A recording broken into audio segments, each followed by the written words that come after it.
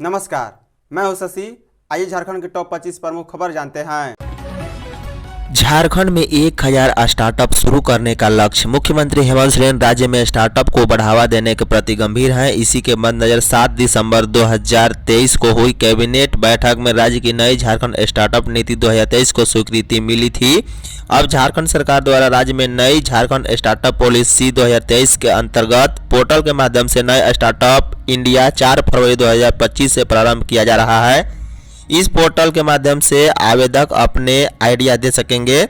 साल 2028 तक राज्य में कम से कम 1000 स्टार्टअप को विकसित करने का लक्ष्य रखा गया है। बता दें, राज्य में नई झारखंड स्टार्टअप नीति 2023 लागू है, जिसके सफल संचालन एवं क्रियान्वयन के लिए अटल बिहारी वाजपेयी इनोवेशन लैब का गठन कंपनीज एक्ट 2013 के तहत सेक्शन 8 के रूप में किया गया है।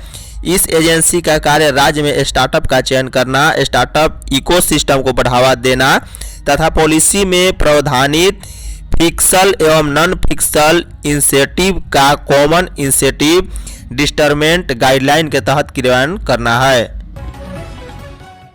बाबा बैद्यनाथ को चढ़ा तिलक, 26 को होगा विवाह। माघ मास शुक्ल पक्ष की बसंत पंचमी तिथि पर पूरे विधि विधान व मंत्रोच्चारण के साथ बाबा बैद्यनाथ को तिलक चढ़ाया गया है। तिलकोत्सव संपन्न होने के 23 दिन बाद यानी कि 26 फरवरी को महाशिवरात्रि के दिन बाबा भोलेनाथ और मां पार्वती का विवाह होगा।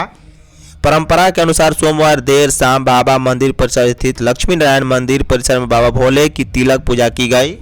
इससे पहले अहले सुबह सरदारी पूजा में बाबा को सरदार पंडा ने गुलाल अर्पित कर तिलक पूजा की शुरुआत की है। बता दें, सोमवार को बाबा मंदिर स्टेट की ओर से बाबा भोलेनाथ की तिलक पूजा का आयोजन किया गया। सरदार पंडा की मौजूदगी में पूजा हुई है। इससे पहले शाम 7:30 बजे बाबा मंदिर का पट खोला गया। इसके बाद पुजारी चंदन झा ने बाबा की श्रृंगार पूजा की है।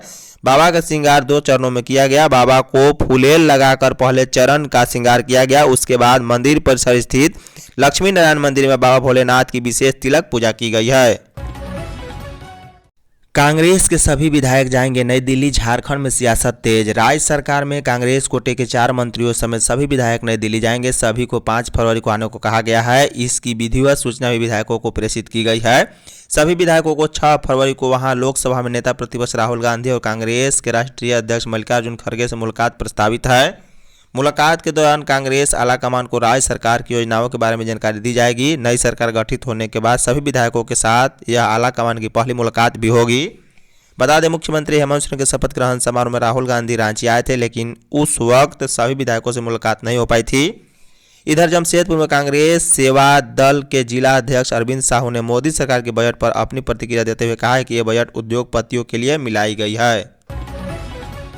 देवघर चाईबासा साहेबगंज में कोल्ड स्टोरेज बनकर तैयार। किसानों के उत्पादन को संरक्षित करने के लिए कृषि विभाग की ओर से कोल्ड स्टोरेज बनाने पर जोर दिया जा रहा है। देवघर चाईबासा और साहेबगंज में कोल्ड स्टोरेज बनकर तैयार हो गया है।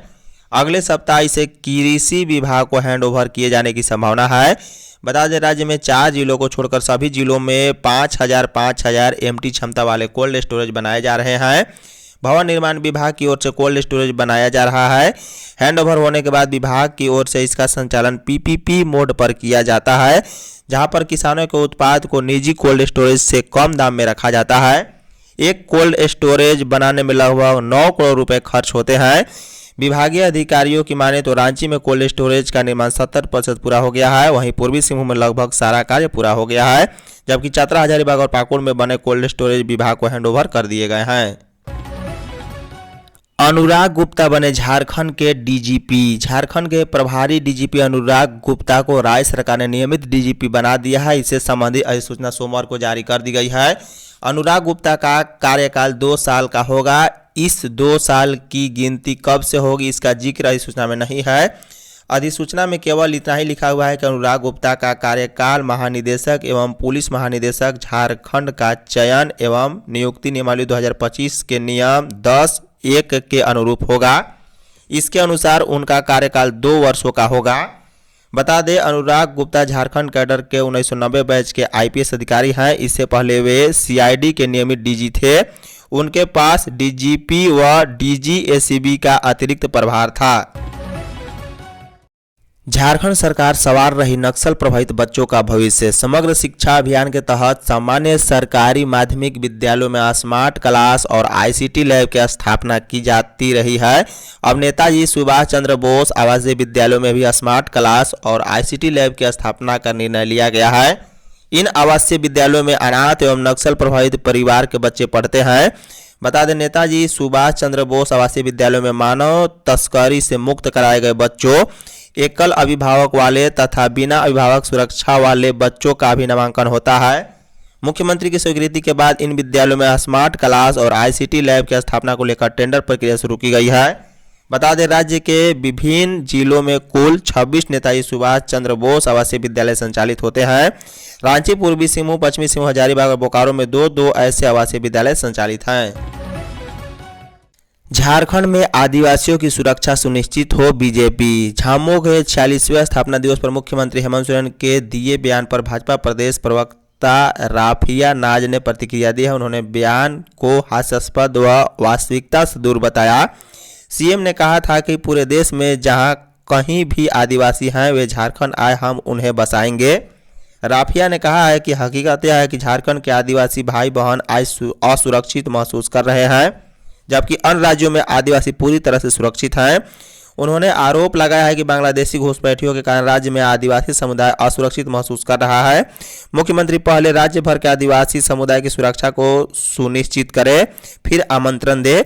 साथ ही कहा है कि झारखंड के आदिवासी समुदाय की भूमि और संसाधनों पर लगातार बांग्लादेशी घुसपैठियों का कब्जा हो रहा है। यह न केवल उनके अस्तित्व के लिए खतरा बन चुका है, बल्कि उनकी सामाजिक और सांस्कृतिक पहचान को भी मिटाने की साजिश की जा रही है। जेपीएससी 2 घोटाले में अदालत ले सकती है 17 को संज्ञान। बहुचर्चित जेपीएससी द्वितीय सिविल सेवा नियुक्ति घोटाले में चार्जशीट भ्रष्ट अफसरों की मुश्किलें आने वाले समय में बढ़ाने वाली है। सीबीआई की विशेष अदालत जल्द ही दाखिल चार्जशीट पर संज्ञान ले सकती है, साथ ही आरोपियों की संख्या बढ़ सकती है। जानकारी के अनुसार अदालत ने मामले के अनुसंधान पदाधिकारी को चार्जशीट अफसरों के खिलाफ मुकदमा चलाने का अनुमति आदेश लाने का निर्देश दिया है। साथ ही मामले की अगली सुनवाई की तारीख 17 फरवरी निर्धारित की गई है। सीबीआई अगर निर्धारित तिथि से पहले अभियोजन स्वीकृति आदेश में सफल रहती है तो ठीक है, नहीं लाने की स्थिति में अदालत जेपीएससी प्रथम सिविल सेवा नियुक्ति घोटाले की तरह भ्रष्ट अफसरों के खिलाफ संज्ञान ले सकती है। लातेहार में उग्रवादी राजेश गिरफ्तार। उग्रवादी संगठन झारखंड संघर्ष जनमुक्ति मोर्चा के कथित सुप्रीमो राजेश सिंह खरवार उर्फ टुल्ला को पुलिस ने गिरफ्तार कर सोमवार को जेल भेज दिया है। उसके पास से देसी रिवॉल्वर, 2 गोलियां और 2 मोबाइल भी जब्त किए गए। एसपी कुमार गौरव ने बताया है कि गिरफ्तार उग्रवादी चीरो चंदवा का रहने वाला है। उनके खिलाफ लातेहार और गुमला के विभिन्न थानों में 12 से अधिक आपराधिक मामले दर्ज हैं। एसपी ने बताया है कि उग्रवादी राजेश रेलवे 3rd लाइन का निर्माण कार्य कर रहे ठेकेदार विकास तिवारी से रंगदारी मांग रहा था। इसके लिए वह और उसका दस्ता व्हाट्सएप में ऑडियो वीडियो कॉल कर धमकी भी दे रहा था। सीएम हेमंत और कल्पना सोरेन उपनयन संस्कार में हुए शामिल। मुख्यमंत्री हेमंत सोरेन एवं विधायक कल्पना सोरेन सोमवार को झारखंड के पूर्व कांग्रेस प्रदेश अध्यक्ष राजेश ठाकुर के सुपुत्र राजवर्धन एवं हर्षवर्धन के उपनयन संस्कार कार्यक्रम में शामिल होने उनके कोऑपरेटिव कॉलोनी बोकारो स्थित आवास पहुंचे। इस अवसर पर मुख्यमंत्री हेमंत सोरेन एवं विधायक कल्पना सोरेन ने राजवर्धन एवं हर्षवर्धन को आशीर्वाद एवं उज्जवल भविष्य की शुभकामना दी। इस मौके पर मुख्यमंत्री हेमंत सोरेन राजेश ठाकुर के बड़े भाई राजीव कुमार के सुपुत्र ऋषभ को भी उनके उपनयन संस्कार की शुभकामनाएं दी है। इस अवसर पर राजेश ठाकुर एवं उनके अन्य परिजन भी उपस्थित थे। मैया समान महिलाओं को सशक्त बना रही सीएम हेमंत। झारखंड के मुख्यमंत्री हेमंत सोरेन ने कहा है कि मैया समान योजना के जरिए झारखंड सरकार महिलाओं को सशक्त बना रही है। वह सोमवार को दुमका के खिजुरिया स्थित अपने आवास पर अलग अलग क्षेत्रों से आए आम लोगों से मुलाकात कर रहे थे। इस दौरान लोगों ने मुख्यमंत्री को अपनी समस्याओं से अवगत कराया। मुख्यमंत्री हेमंत सोरेन ने लोगों की समस्याओं का शीघ्र निराकरण करने का निर्देश संबंधित अधिकारियों को दिया है। बता दें, मुख्यमंत्री ने उनसे मिलने आए लोगों से कहा है कि यह अबुआ सरकार है। आप सभी के आशीर्वाद से झारखंड में एक बार फिर मजबूत सरकार का गठन हुआ है। आपकी समस्याओं का निराकरण हमारी सरकार की सर्वोच्च प्राथमिकता है। मुख्यमंत्री ने कहा, हमारी सरकार ने पिछले कार्यकाल में आपकी योजना आपकी सरकार आपके द्वार कार्यक्रम के तहत गांव-गांव और पंचायत में लगे शिविरों में लाखों लोगों के सरकार की कल्याणकारी योजनाओं का लाभ लेने के लिए आवेदन किया। इन लाखों आवेदनों का त्वरित निष्पादन भी हुआ है। आदिवासियों का तीर्थ स्थल बनेगा सिरसीता नाले। गुमला जिले में डुमरी प्रखंड के सिरसीता नाले को आदिवासी तीर्थ स्थल के रूप में विकसित किया जाएगा। हेमंत सोरेन सरकार के कल्याण मंत्री चमरा लिंडा ने यह बातें कही है। उन्होंने कहा है कि धर्म समाज को एकजुट करने की शक्ति प्रदान करता है। आदिवासी समाज सदियों से सूर्य, चंद्रमा, धरती, जल, जंगल और प्रकृति की पूजा करता रहा है। यही हमारी पहचान का मूल आधार है। उन्होंने घोषणा की है कि सिरसीता नाले क्षेत्र को आदिवासी तीर्थ स्थल के रूप में विकसित किया जाएगा और इसे राष्ट्रीय स्तर पर कुंभ मेले की तरह मान्यता दिलाने का प्रयास होगा। चमरा लिंडा गुमला जिले के डुमरी प्रखंड स्थित आकाशी पंचायत में सोमवार को आयोजित सिरसीता नाले कंकड़ो तला राजकीय समारोह को संबोधित कर रहे थे। धन्यवाद।